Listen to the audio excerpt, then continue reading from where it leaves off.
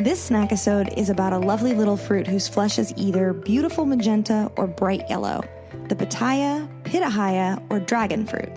Pick one up at your local or specialty market and join us while we discuss its flavor, texture, nutrient profile, and health benefits. I'm Professor Megan. I'm Professor Susan, and we're your nutrition profs. We are registered dietitians and college professors who have taught more than 10,000 students about health and nutrition.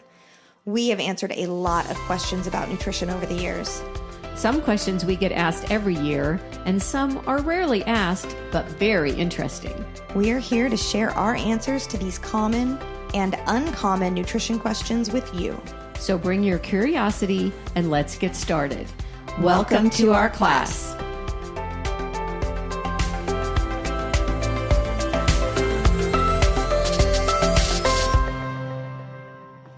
Welcome, everyone, to this unusual and interesting food episode. This time, we're talking about a beautiful fruit known by several different names: pitaya, or psychedelic artichoke, or dragon fruit. But we mostly know it as dragon fruit because it looks like what was once thought to be the last thing that comes out of a fire-breathing dragon's mouth. It is a really pretty fruit. We've got photos in our show notes at yournutritionprofs.com, so take a look. The dragon fruit comes in several color combinations. It can be a pink skin with white flesh, and that's the most well-known. It can be pink skin with red or pink flesh, pink skin with purple flesh, called the American Beauty, and yellow skin with white flesh. The yellow ones are the hardest to find. But today with us, we've got the pink with the white flesh, and we were able to find the yellow with the white flesh.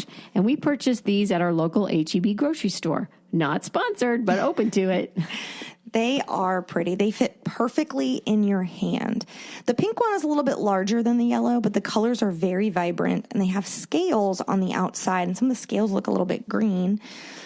The inside, or flesh, as Susan said, is either white, pink, or purple, and has tiny black edible seeds. They're part of the cactus family, genus Hylocereus, for you botanists out there. It's also known as the Honolulu queen cactus. It's a cactus that climbs with stems up to 20 feet long. It's native to southern Mexico and Central America, but now it's grown throughout the world, especially in Southeast Asia. It really likes temperate climates, not too hot and not too cold, but just right. And it's drought tolerant. The fruit starts out as a very large white flower, and it can grow to more than a foot long and 9 inches wide. Wow. This flower blooms on the cactus only once and only in the dark. Wow. I know, it's really interesting. That's why the plant is sometimes called moonflower or lady or queen of the night. It has the largest flowers in the cactus family. I'd really love to see that Yeah, at night. me too. We've got pictures in our show notes, but I bet it would be beautiful in person. Unlike some other fruits we'll discuss, dragon fruit is hardy. It doesn't bruise or spoil easily. When buying, the fruit should be heavy for its size. It's recommended that you pick up several to feel the difference. I did that today. And it should feel like a ripe avocado, firm but gives a bit with pressure. Ours felt pretty firm, so I think they're right. They say the best way to eat it is to cut it in half lengthwise and scoop out the fleshy parts for eating. You're not supposed to eat the skin. And the fleshy part is supposed to taste like a kiwi. They say it's best eaten raw, but the fleshy part can also be grilled. You could put it in salads or smoothies or desserts. They're also made into jams, syrup, candy, pastries, and even wine. Wow. I didn't find any wine, but that's too bad. I could see cutting it up and combining it with like mango and pineapple and watermelon or some other fresh herbs, and that would make a really nice salsa, I think, for something like fish or chicken. Oh, man, I'm getting hungry. How nutritious is dragon fruit? Well, one dragon fruit contains about 100 calories and is a good source of several micronutrients. Micronutrients like vitamins A and C, and minerals like magnesium, iron, potassium, phosphorus, zinc, and copper. It's really unusual for fruit to contain a lot of magnesium, iron, and copper. It also contains a little bit of protein and the essential amino acids histidine, lysine, methionine, and phenylalanine. It also contains over 20% of the daily fiber recommendation and a lot of antioxidants. It's especially high in the carotenoid lycopene, which is also found in tomatoes, watermelon, and other red fruits and veggies. Lycopene has been loosely linked to cancer prevention and a reduction in heart disease.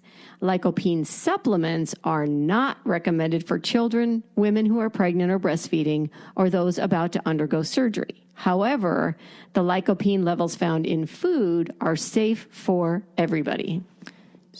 So isn't lycopene responsible for the red color? It is. I think it's So one of the... I wonder what the difference would be between the white flesh and the pink flesh in terms of the amount of lycopene. I don't know. It's a good question. The tiny black seeds contain some essential fatty acids, also unusual for fruit. Both omega-3, which you may have heard of, and omega-6, which you may not have heard of. We're actually going to do a future episode about these good fats, so stay tuned. By the way, we've mentioned the word essential several times in the last few minutes. Essential amino acids and essential fatty acids.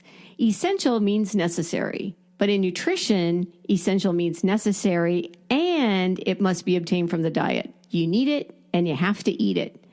This is just your nutrition vocabulary lesson. Dragon fruit has several health benefits too. The flesh may help with blood glucose control, especially in those who are pre-diabetic.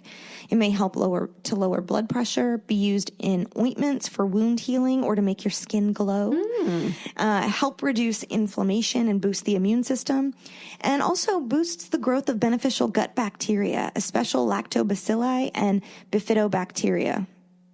So it's considered a prebiotic. The brightly colored skin has been used as a dye for fabrics. I can totally see that because it is a beautiful bright pink and beautiful yellow. Yeah. So is there any reason not to eat dragon fruit? I don't think so, except for the price. They are pretty expensive. We paid $6 to $7 per pound for our fruits. Each one weighed about 3/4 of a pound. So the 2 dragon fruits cost us about $10. So for me, this would be a special occasion treat. Yeah, those are pricey. So we found them at our local HEB, but other people might need to find them at their local specialty market. They may be hard to find in some parts of the country. So it may be easier and a little cheaper to find them frozen or in juice. I actually saw that they sell dragon fruit frozen at Target. Wow. So you could buy them online. You can buy it online or you can go to a Target and buy it there. Okay, let's try it. So we've got our 2 dragon fruits and we've cut them the way in half lengthwise, the way that they recommended. Okay, so the one of them has significantly larger black seeds. That's the yellow one. The yellow one. The yellow one has significantly larger black seeds than the pink one, but they both have white flesh. So. You know, it looks kind of like, not the color, but it's kind of like a kiwi. It does have sort of a kiwi texture looking, doesn't it? Okay. Let's try Let's it. do it. The seeds are a little crunchy. Yeah, I'm eating the yellow, and the seeds are very crunchy. Yeah, I had the yellow one, so I'm going to actually try another piece. But it is sweet. It's a little bit like a cross between a kiwi and a watermelon. Yeah, I get the watermelon, too. All right, I'm going to try the pink one. Let's try the pink one. I think it's less flavorful. I agree. I think the yellow one has more flavor. It has more sweetness, although the seeds are larger and crunchier. Yeah. And the pink one, it doesn't have a lot of... No, it doesn't have a lot of flavor. It's not a lot of sweet. It's pretty neutral. Yeah.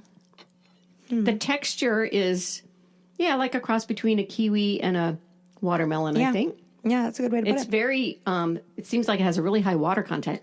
Yeah. It could be a little creamy. I like the yellow one better. Yeah, me too. This fruit can also be used in cocktails. So we used our fruit for a dragon fruit martini, and we're going to try that right now. All right. It's really pretty as well. It's white in the glass, and you can see the seeds floating around. The martini has vodka, dragon fruit, coconut milk, and lime, right? Yes. Anything else? I think that, and just a touch of sugar, a little bit of sugar. And they say you can leave the coconut milk out if you want to. And they even say you can put the coconut milk in and leave the vodka out if you'd want to. Oh. Interesting texture. Yeah. I don't dislike it. I don't dislike it either. The seeds kind of have like a little, like a chia seed Oh, yeah. sensation. That's a good way to describe it. Yeah. I think maybe another squeeze of lime would be good. Oh, that would be good. It's not like I'm not going to drink this.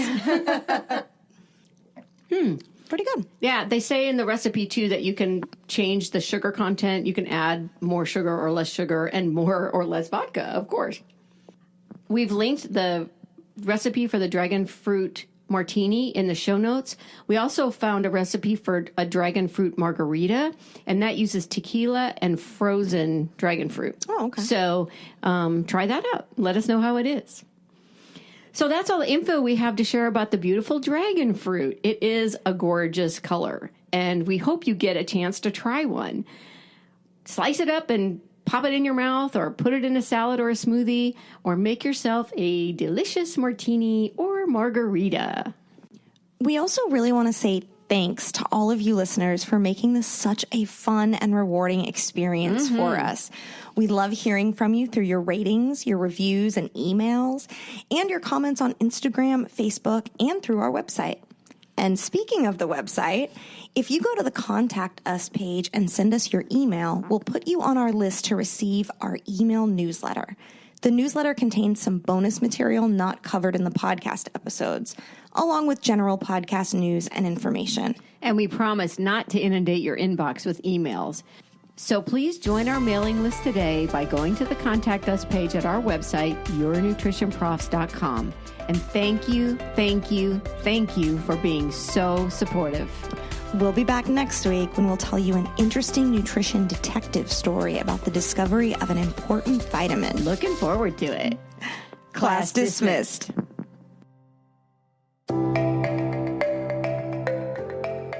We hope you enjoyed this episode. You can find the show notes and a list of sources on our website, yournutritionprofs.com. Your homework is to follow us at Your Nutrition Profs on Instagram and to listen to our next episode. You can listen on Amazon Prime, Apple Podcasts, Spotify, or anywhere podcasts are found. We'd appreciate it if you'd like us, write a review, subscribe, and invite your family and friends to join us too. If you have a nutrition or health question you'd like answered, let us know. We may do a show about it. Send an email to yournutritionprofs@gmail.com or click on the Contact Us page on our website. Thanks to Brian Pittman for creating our artwork. You can find him on Instagram at BrianPittman77. See you next time.